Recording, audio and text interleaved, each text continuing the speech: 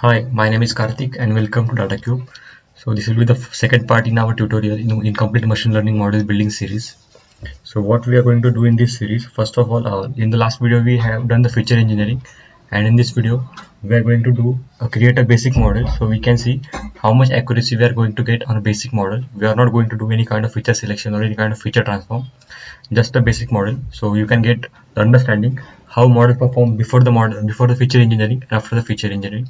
So what I did in this first parent, I just import some necessary library like pandas, numpy, matplotlib, seaborn, and I import the regular expression for handling the regular expressions, and I also use the sklearn, and these are some of the libraries which we are going to use in the next video. So this is a random color generator which I have built. So this is going to choose a random color value for your data visualization. And first of all, we are going to read the CSV file. So df is equal to panda.read CSV. So panda is the library and read CSV is a function by which we are going to read the CSV. So we read the CSV and I'm going to print the shape of the data. So you can see we have the 5,32,428 rows and 45 columns. This is a very huge data. So I will do just a basic pre-processing, or I will just give our data. So first of all, we are trying to find the column that have missing values. So what I do, I just created a list comprehension. So you can see column for column in df.column if df.column is null. So what this function is doing, first of all, this function is traversing to the all of the column which we have in our database data, and it will just checking if that column is considering the null value or not. If that column considers the null value, then it is going to append in this column with missing. So if I print column with missing, so you can see these are the columns like batch enrolled, employment title, employment length. So these are the column which consist the null rows. So you can see the first column batch enrolled consists 85,149 missing values. So what we are going to do, we will just see what is the percentage of missing value considered in each column. So I will use the above function and I will just try to print the percentage of missing value. So you can see in the column called batch enrolled there are 16% missing value. In the employee title there are 5.8% of missing value. So you can analyze the different type and number of missing value in each column. So as I said you, this is a basic model. We are not going to do any kind of feature engineering, any kind of null value imputation. So we are just going to build a basic model. So what I did here, I will just try to fill all the missing value with some value. So you can see these are the column which consists the missing value.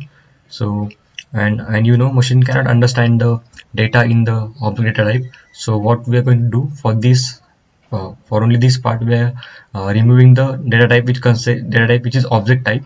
So you can see I will just what I did here, I just remove the data type where the d type is equal to object. So there is a function df.select d type and exclude object. Means what I did, I will take all the d types without only integer, and I will remove all the object data type.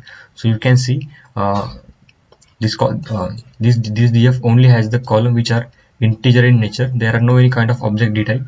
So what I just did, I will just try to fill all the values with the na, and what I did, I just traverse to all the columns in my data frame, and I will just try to check is there any null value present. So you can see still there are some uh, column which contains the null values. So what I did, I will just drop all the column which consists the null value. So you can do just df.column.isNA.drop. So all the value which all the column which consists the null value will automatically drop.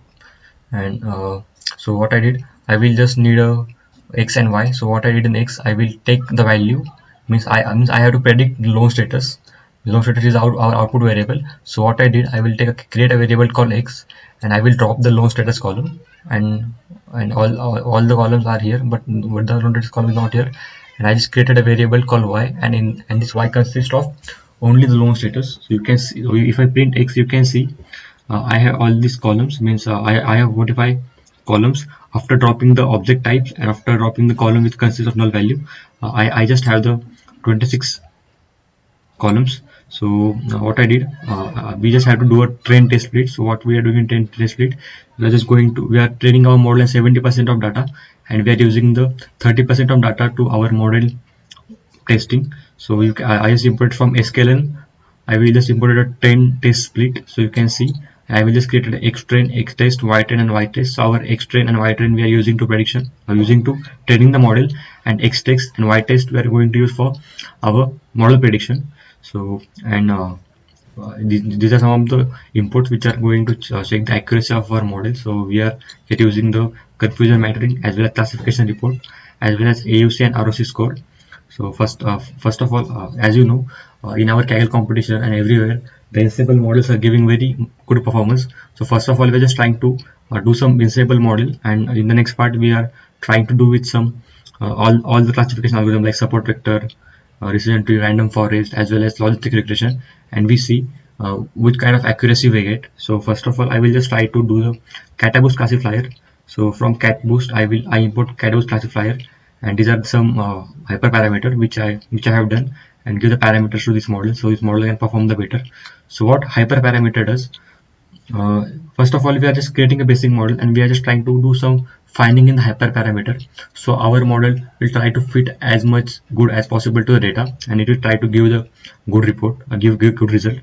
So these are the some of the hyperparameter which I found, which are giving the good accuracy. So what I did, this is a catboost classifier is the class, and I will just create a variable for that class. And what I did, I just use the fit method, and I fit this class on my xtrain and ytrain. So my model will be fitted on the xtrain and ytrain, and you can see my model is fit, and I'm using the variable called ytrain predict categorical. So this variable we are using for the prediction of data. Okay, so you can see you can walk through all the code. It is very easy, you can understand very easily, and you can see we are getting the accuracy of 92 percentage, and the ROC AUC score which is 89%. The reason of using the ROC AUC scores, because when you have the imbalanced data set, and then the accuracy didn't work well. So in this case you have to use the AUC and ROC. So it is a industry standard. You can also put in your mind, when the data is imbalanced, you have to use the AOC and ROC score. So you can see on the catboost classifier, we are getting the accuracy of 92 percentage, and the AUC and ROC score of 18 percentage. So this is our first model, and second model which I tried to use is a XGBoost classifier. So from XGBoost, import XGBoost classifier. I imported the XGBoost classifier, and this is a variable called XG, and I'm using this variable to fit my data. So what I did, I just tried to fit my xtrain and ytrain on the xg.fit by xg.fit xtrain and ytrain. So my data got fit into the XGBoost model, and then what I did, I will just try to predict the result by using the xtrain. I'm going to give the xtrain, and it will give me the ytrain. So I will just try to check the accuracy. First of all, you don't have to use the trained data for a prediction, because the model has trained on the training data, and if you are going to also predict on the same data, so it is going to give you the 100% accuracy. So for that purposes, we have divided the 30 and 70% split, so the 30% data we can use for the testing purposes. So as I told you earlier, so we are using the AUC ROC score, and we are just giving our y test and the predictions. Means y test we are going to predict, y test we are going to give it to the model, and model is giving some predictions. So we are just trying to find the AUC and ROC score here, and you can see, and here we are trying to find the confusion matrix, and we are also going to find the classification report. So you can see, after fitting the model, I am getting the same accuracy which I get on the cataboost classifier, which is 92 percentage. But you can see here also 92.7, and this is 92.92 percentage. But you can see but here is a very big difference of AUC and ROC. So cataboost classifier is going to give us a good result as compared to XGBoost classifier. Means the difference is not very big, but there is some difference. And as I told you, this is the basic model on which we didn't do any kind of pre-processing or any kind of feature selection or any kind of tuning.